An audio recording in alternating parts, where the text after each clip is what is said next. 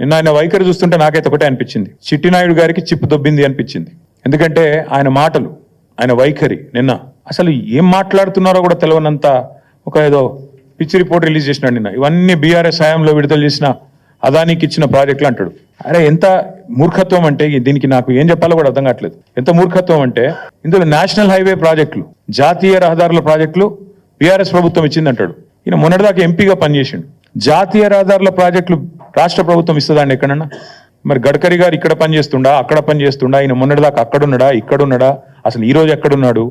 మాకే అర్థం కావట్లేదు. అంటే ఇంత మూర్ఖంగా, ఇంత మొండిగా ప్రజల యొక్క తెలివితేటల్ని తక్కువ అంచనా వేసి నోటికొచ్చినట్టు వాగుతాను.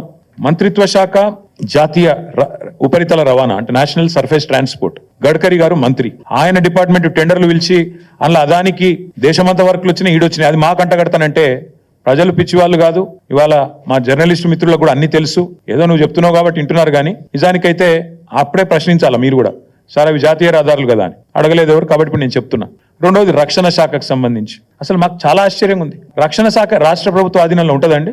రాజ్నాథ్ సింగ్ గారు ఏం చేస్తున్నారు మరిగా? రక్షణ శాఖ మంత్రి ఆయనకి ఎందుకు మరి?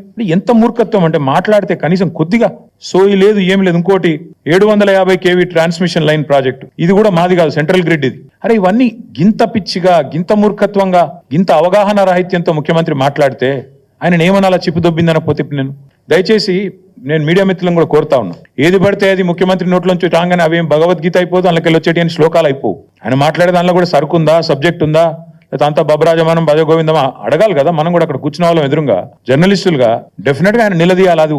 అది కేంద్ర ప్రభుత్వ ప్రాజెక్ట్ కదా సార్, నువ్వు ఎందుకు పిచ్చి పిచ్చిగా మాట్లాడుతున్నావు అని ఒక్కరన్నా అడగాలి కదా.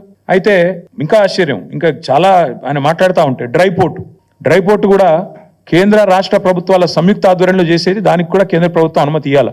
వాళ్ళతో సహకరించి, ఎందుకంటే మనకు ల్యాండ్ లాక్ స్టేట్, మనకు సముద్ర తీరం లేదు కాబట్టి డ్రై పోర్ట్ అనేది ప్రతిపాదన మనం తీసుకొచ్చినాం.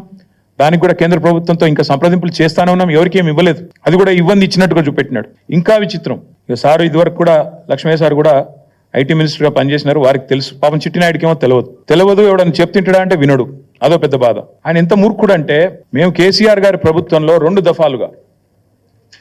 దఫాలుగా మైక్రోసాఫ్ట్ నుంచి 31,000 కోట్ల పెట్టుబడులు డేటా సెంటర్ రంగంలో తీసుకొచ్చాం. ఒకటి ఫిబ్రవరి 2022లో 15,000 కోట్ల పెట్టుబడి, జనవరి 2023 సంవత్సరంలో 16,000 కోట్ల పెట్టుబడి. ఇవి రెండు కూడా నేను మీకు ప్రెస్ కటింగ్లు ఇస్తాను, చూసుకోండి. మేము ఓపెన్గా బాధాప్తా మైక్రోసాఫ్ట్ పెద్దలు సత్యనాదెల్ల గారి నుంచి మొదలు పెడితే వాళ్ళ వివిధ అధికారులను కలిసి ఒప్పించి మెప్పించి హైదరాబాద్లో ఉండే సానుకూల పరిస్థితులు వివరించి, ఇక్కడి ప్రభుత్వం యొక్క మంచి విధానాలు వివరించి మొత్తం 31,000 కోట్ల పెట్టుబడి మైక్రోసాఫ్ట్ డేటా సెంటర్లు వాటికి మేము సాధించాం. ఈ ముఖ్యమంత్రి గారి పరిజ్ఞానం ఎంత అంటే, వీటిని నిన్న ఆయన విడుదల చేసిన దానిలో మైక్రోసాఫ్ట్ డేటా సెంటర్లో ఆయన ఏం విడుదల చేసిండు నిన్న లిస్టులో?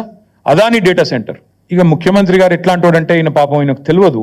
ఇదివరకు కూడా ఒకసారి ఇట్లే మాట్లాడిండు. సత్యనాదెల్లా అని ఉన్నాడు, ఆయన ఎవరా విప్రో CEO అని మాట్లాడిండు. ఇప్పుడు కూడా గంతే.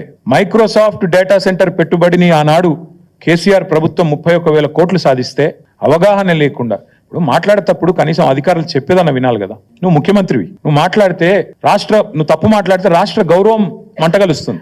ఏది పడితే అది మాట్లాడడం అనేది ఆయనకు మంచిది కాదు. ఇప్పుడైనా సవరించుకో అని చెప్తా ఉన్నా చిట్టినాయుడు గారికి.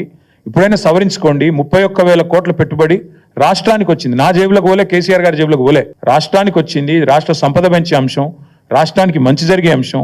దీనివల్ల మైక్రోసాఫ్ట్ వచ్చిందంటే తర్వాత అమెజాన్ వచ్చింది, అది ఇంకా 36,000 కోట్ల పెట్టుబడి, $4.7 బిలియన్ పెట్టుబడి. ఇవి రెండు మా ప్రభుత్వంలో అత్యధిక FDI, మేము తీసుకొచ్చిన అత్యధిక ఫారెన్ డైరెక్ట్ ఇన్వెస్ట్మెంట్. ఇగో ఈ రెండు, అమెజాన్ అండ్ మైక్రోసాఫ్ట్.